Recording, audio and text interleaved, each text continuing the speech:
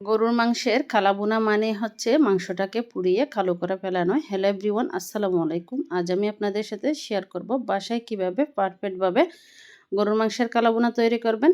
তো কালাভুনাটি তৈরি করার জন্য আমি এখানে কিছুটা মশলা নিয়েছি। একটি স্টার মশলা, 2টি কালো এলাচ, গোলমরিচ আর কাবাব ছিলে, একটি জয়ত্রী, জয়ফল আর নিয়েছি মেন উপকরণ হচ্ছে এই রাঁধুনি মশলাটা। এই রাঁধুনি মশলাটা না দিলে কিন্তু কালোভুনার স্বাদটা একদম পাওয়া যাবে না। এটা আপনারা যে কোনো মুদির দোকানে বললে কিন্তু এটা পেয়ে যাবেন। তো আমি মশলাগুলো হালকা ভেজে একটু গুঁড়া করে নিব। এখানে আমি 1 কেজি পরিমাণ গরুর মাংস নিয়েছি। দিয়েছি একটি তেজপাতা, 3টা লবঙ্গ, 3টা এলাচ, স্বাদ মতো লবণ। দিয়ে দিলাম 2 টেবিল চামচ আদা আর রসুন বাটা। দিয়ে দিব 1 টেবিল চামচ মরিচের গুঁড়া, হাফ চা চামচ জিরা গুঁড়া, হাফ চা চামচ হলুদের গুঁড়া আর 1 টেবিল চামচ ধনিয়া গুঁড়া।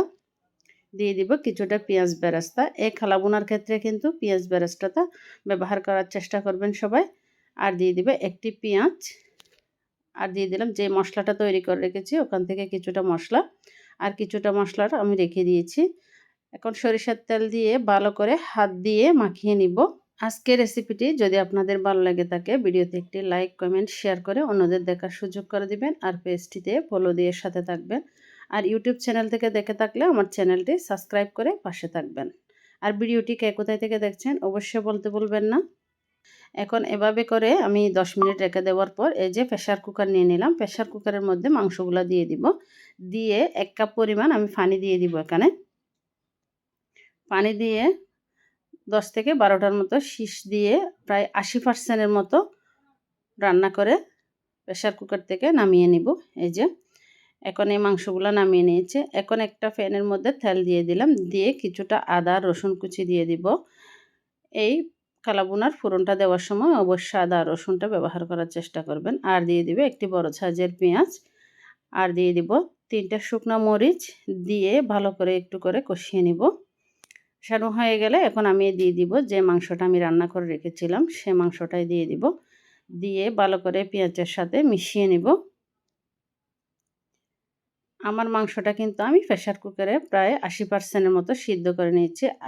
আর যে 20% আছে এই 20% কিন্তু আমি চুলায় রেখে কিন্তু মাংসটা সিদ্ধ করে নিব। হালকা একটু প্রেসার কুকারটা ধুয়ে একটু পানি দিয়ে দিলাম। পানিটা অবশ্যই একটু গরম ছিল, ঠান্ডা পানি ব্যবহার করা যাবে না। দিয়ে এখন আমি লো আঁচে রেখে দিব বেশ কিছুক্ষণ। এখন আমি এখানে দিয়ে দিলাম যে মশলাটা আমি গুঁড়া করে রেখেছিলাম সেই মশলাটাকে অর্ধেক আমি প্রথমে ব্যবহার করেছি, এখন আর অর্ধেক দিয়ে দিলাম।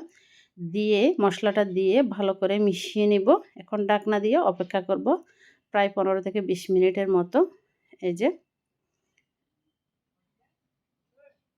এটা কিন্তু মোটামুটি একটু কালার হয়ে আসতেছে। এই কালাভুনাটা তৈরি করতে একটু সময় লাগে।